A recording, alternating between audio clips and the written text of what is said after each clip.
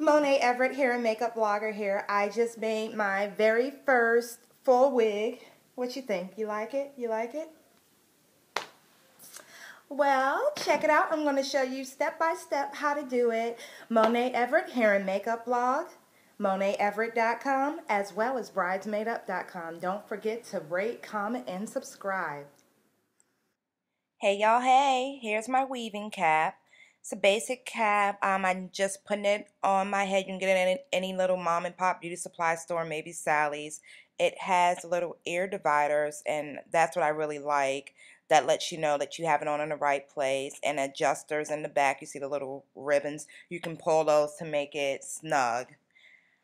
I placed it on my head. Now I'm taking a cream eyeliner. This particular one is Milani, but you know, you can have any brightly colored cream eyeliner, and tracing out my hairline.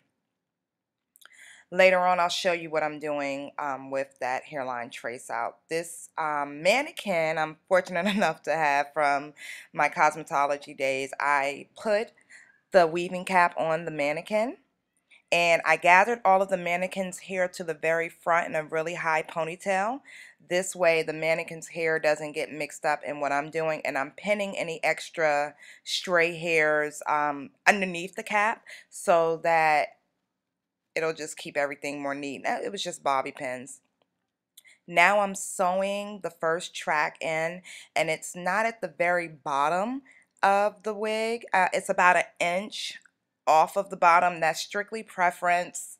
I just chose to do it that way this time. I'm making sure not to sew on top of the adjusters, because once I put the wig on, I may need to tighten it. Notice that each time I take my needle through the weft, I take it through the thread a second time. This creates a knot. The very first time that I'm sewing through the track, the initial time, I go through it 2 or 3 times to get a really tight knot. I want my wig to be as secure as possible. Many people choose to make their wigs with glue. There's nothing wrong with that, but I am allergic to the glue, so I can't make my wigs that way. Plus, these wigs last longer when they're sewn. You can shampoo, condition, throw them in the closet, do whatever you need to do. And with hair high quality like what I'm using, which is virgin Indian hair, I never want to glue that anyway. So notice I'm going along in a horizontal lining just as though I'm sewing tracks in my own head or onto my hair from ear to ear in the occipital area, which is behind the larger lobe area of your head.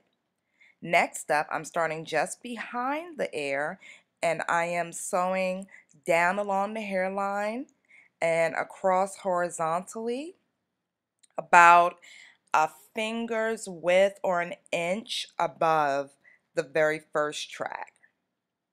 That first track is there normally just for a little extra length and fullness. Make sure to note that every time I take my J hook or rounded hook needle through the track, I knot it. It's much easier for me to sew with a J or a curved needle. At this point, I think I put in another track weft, and now I'm going further up the hairline, and I'm starting just above where your sideburns are, or the ear pieces that I pointed out earlier. Now I've made it all the way around, and I'm cutting about an inch past where my eyeliner marking is. Remember I mentioned that earlier? I'll show you what I'm going to do with that next. Notice I'm going to across the liner, and I'm going to take one weft of hair across the top. This wig is going to have a scalp piece. This particular way of laying the hair is just going to help me with fullness because the scalp piece that I use is very dense. So I thought it might be a little better to have a little more camouflage. Notice that this is at the front hairline where most of the wear and tear is going to happen in the wig. You know, normally when we style our hair, we're more concerned about that front piece of hair. So I am sewing really closely and double and triple knotting this hair as I go along because, girl, I don't want to be styling my hair and have a piece of thread snap, or you know, if ever it gets tugged on for any reason, I don't need it coming out, and if I throw it in the drawer, I want it to stay. This is my scalp piece, and at this point I am just measuring to make sure that I am providing enough hair. I have turned the mannequin back around so you're looking at the back of the head, and I'm actually going to put my scalp piece on backwards because I'm going to have bangs for this look. I find it's really helpful to continuously place the scalp piece to make sure that everything is going to lay how you'd like for it to lay. This next track is about 1.5 inches on top of the other track. I'm going to continue sewing down in a U shape. Notice I'm getting a little closer. This is the way it's going to be sewn down. You guys basically get the gist of how to sew it down. Now I'm coming back to my scalp piece, and at this point I need to cut off the residual scalp, and notice that the scalp piece is colored a little darker. It's brown. Sometimes these scalp pieces come white, and that is a dead giveaway. If you're not extraordinarily pale skinned, there's no reason in the world that your scalp would be pale white. I'm just taking my small scissors.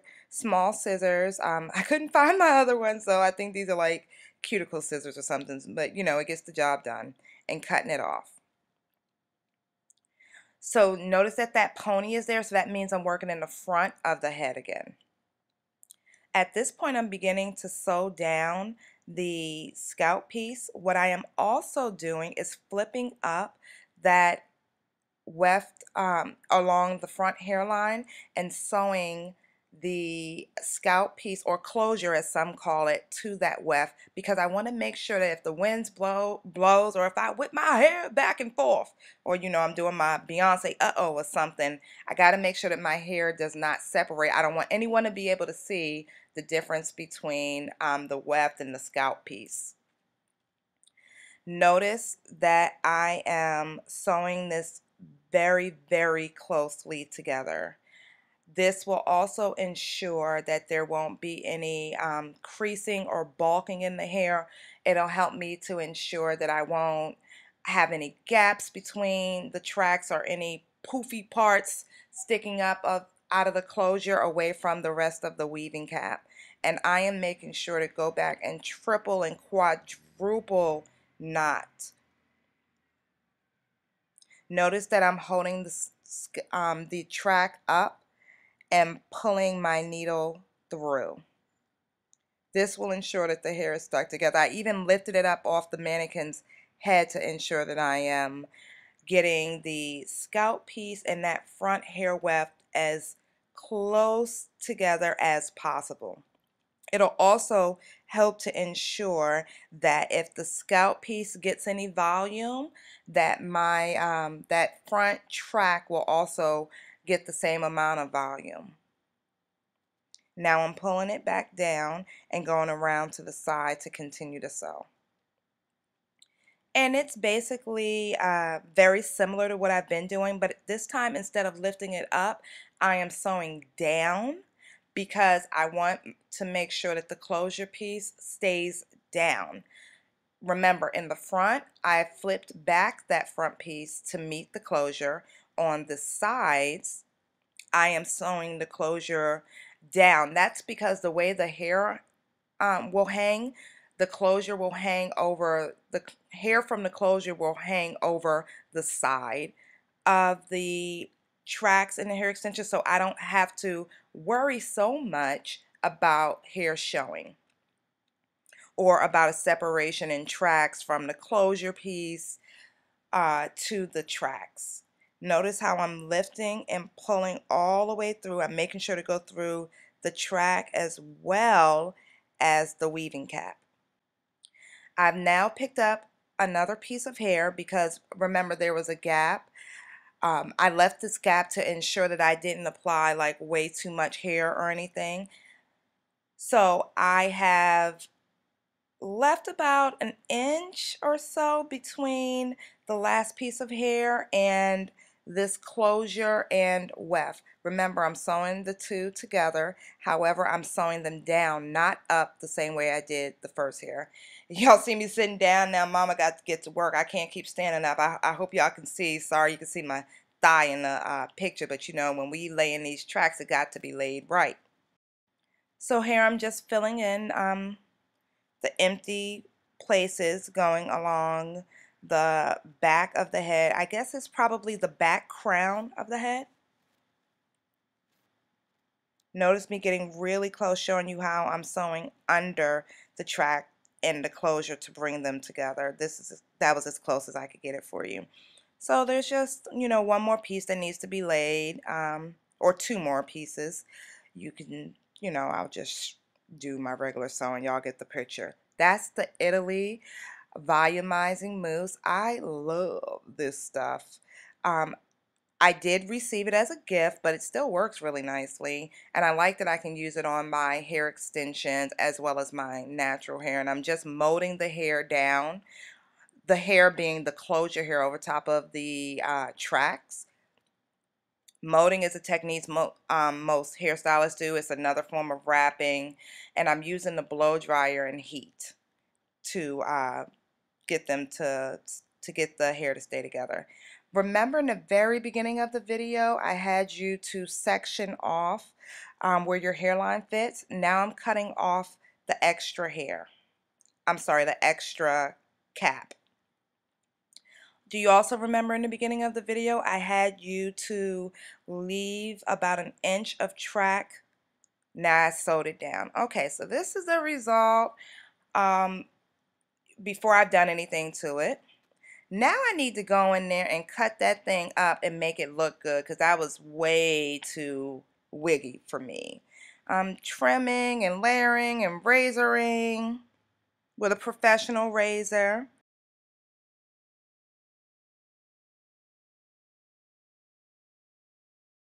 And this is the final result. This is what it is. But me no like it. It's too much. So this is what I like. This is the final result. Before, after. So I hope you liked that video. There was some time in between when I made the wig and when I am completing this video. There were a lot of things that I did wrong. So I think I'm going to make a wig fail video.